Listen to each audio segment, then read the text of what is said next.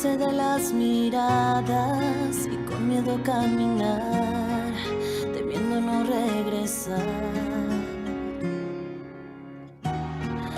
Callar lo que llevas dentro sin poder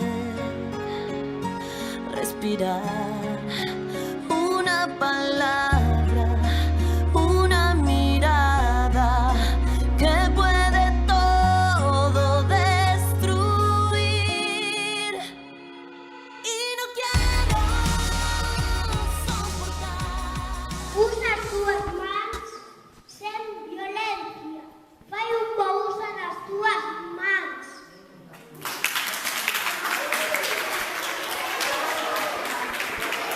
Muy bien, Iago. A diferencia entre elas non está no seu nacemento, senón na súa virtude. A educación é a vacina contra a violencia.